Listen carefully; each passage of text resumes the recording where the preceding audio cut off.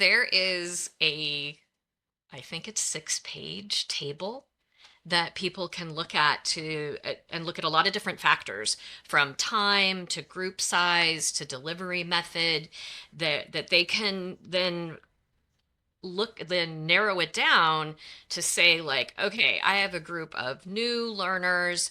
They only have this much time. Let's pick this activity. So we've tried to make that a little bit easier for people because sometimes, we all know like you get all these activities and they like sound great, but if we don't have that mix or that fit, then it's really kind of a waste of time. Hello, everyone, and welcome to another episode of Train Like You Listen, a podcast about all things learning and development in bite-sized chunks. I'm Brian Washburn. I'm the co-founder and CEO of Endurance Learning. I'm also the host for this podcast. But Endurance Learning, we're an instructional design shop that can help you put together any kind of training program, from classroom training to virtual to e-learning. But enough about me and about Endurance Learning. Unless you need one of those projects, and then give me a call. But today I'm joined by Katrina Kennedy, who just released a book entitled Learning That Lasts: Reflection Activities for Trainers and Designers. Welcome, Katrina. I'm so excited to have you and have this conversation. How are you I today? am doing well, Brian, and I'm excited to be here for this conversation as well. Well, we talk about this being in bite-sized chunks, and so I talked a little bit about your book, but in the spirit of keeping this bite-sized, how would you describe yourself in your work using a sentence or a biography that's exactly 6 Right, words? here are my 6 words: helping people create learning that lasts. There you go. And a little plug to your book too. So your book is entitled Learning That Lasts. Can you give us just like a quick summary of what experiences you've had in the world of training that gave you the light bulb moment that the world needs a book about, learning that lasts? So, for the last 28 years, I've been helping subject matter experts and new trainers learn how to facilitate and design training. And I have trained just about every topic imaginable. And there has never been a time when taking a pause for people to think about what they've experienced that hasn't helped them retain and process and be able to transfer what they've learned. No matter the topic, whether it's new managers or new trainers or people way back in the day learning how to answer the phone. Yeah. So, when we think of I love the idea of reflection activities, right? And having not just giving people the information, even not just giving people an activity to try it out, but then the opportunity to reflect. And it comes, for me, we always talk about the principles of dialogue education and Jane Vella, and there's these 12 principles, and one of those principles is praxis, right? So, and that's defined as learning with reflection. And so this idea of reflection, it's very near and dear to my heart. This book, you've described it as having 45 reflective learning activities that instructional designers, facilitators, and trainers can use in a face-to-face or online classrooms. Can we pause here? Because we're using this word reflection and reflective learning activity as if it means the same thing to everybody. So, can you just give us a real quick kind of definition or description for you? And when you use that phrase, what do you mean by reflective learning Well, you activity? said a key word, which was pause, which is a big part of it. So Mhm. it's that pause to look back in order to look forward. So we have to think about what have we done? What was our experience so that we then can decide how am I going to put that into action? And those activities are going to can look a variety of ways, but they have in common that looking back and looking forward. Okay, so that makes sense. Now, can somebody just pick this book up and use any of these 45 activities in their next training session? And absolutely, there's you're going to want to find a match, right, with your topic and your audience, but you could pick it up, you Hmm. could turn to the page, there's step-by-step instructions, including words that are scripted if you need that, or a short description if that's all you need, depending on your facilitative level. And you could go with it. They're arranged by 8 outcomes. So if you think about what your outcome is that you want from the reflection, go to that chapter, pick the activity, and you could be good to go.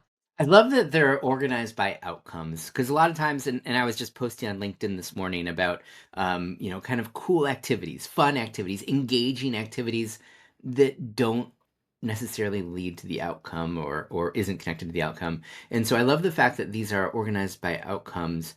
I'm curious, are there topics or training sessions or situations in which these activities would not be appropriate?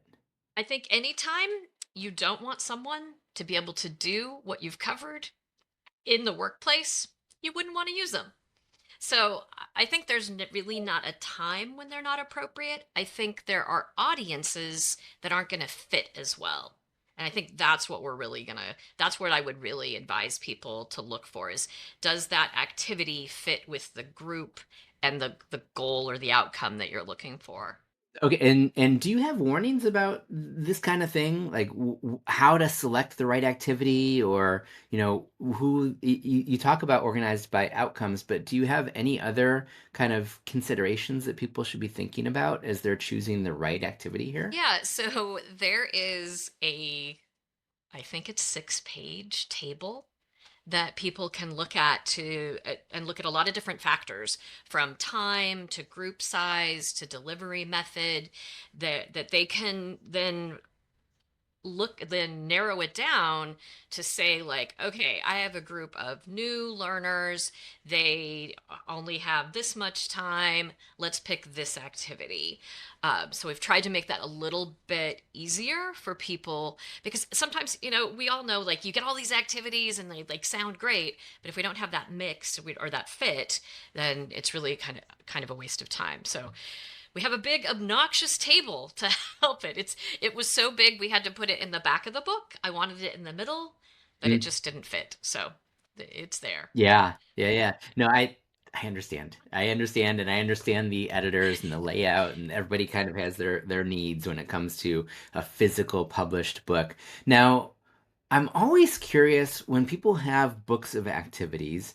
Do you personally have a favorite or a go-to activity that ended up in this book? So not even most, all of the activities in the book are things I have used in the last 28 years. The one that I go to most often is the Wonder Wall. And the Wonder Wall is the idea that you put up a blank PowerPoint slide or blank Zoom whiteboard and ask people what they are wondering about the topic you're covering. And that idea of wonder gives people permission to ask questions, to be curious, and it's safer than just saying, "What are your questions about this?" It just provides permission and gives me really great insight into what people are focusing on, what is really resonating with them. You can do it virtually, that's where I do it most often, but you can also do it in the physical classroom as well. Is this an activity that you do before you start introducing the topic, or is it after you're done with the So this topic? is one of the activities that you could do before, which I call pre-flection, in the middle, or Hmm. after. And in the book, it actually describes that and describes how you could use it in each of those. I probably most often use it in the middle so that you have time to actually see and to give people what they need. Doing it at the end, you kind of then have to do a lot of follow up with it and make sure people have the resources. But you could definitely use it at the beginning as well. It's interesting. When I think of reflection, I oftentimes think after an activity, but it sounds like you have activities in here that can be used to help prime the pump, get people thinking about the topic before you get going, as well as activities after you've introduced the topic, just to get people kind of thinking about what they just experienced or what they just learned. Exactly, exactly. So that's I call them pre-flexion because you're bending Hmm. before you get into it, which, flexion means bend. Um, and Sure. so there's benefit to the very first outcome is motivation to learn.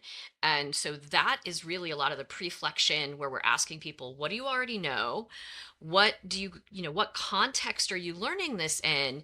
So that we're really creating not just readiness to learn, but we're creating that context and that connection that people need to make their learning really durable. Okay, so that makes sense. And sometimes people listen to things like this and think, I like this idea, but if it were that easy, everyone would already be doing it. So, what kind of design or facilitation skills do you think that people need in order to bring uh, what do they need to bring to the table in order to bring some of these activities to life beyond just kind of following the step-by-step instructions that they might find in your book? I think there are two things that facilitators need to make this happen.